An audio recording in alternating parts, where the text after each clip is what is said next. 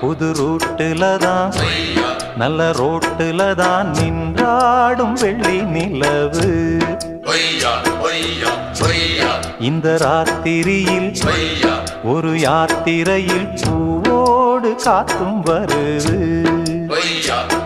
நிலவெங்கே சென்றாலும் நிழல் பின்னால் வராதா?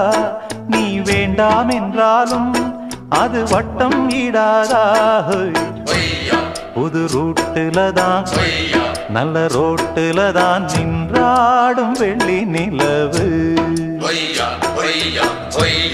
இந்த ராத்திரியில் ஒரு யாத்திரையில் பூவோடு காத்தும் வருது.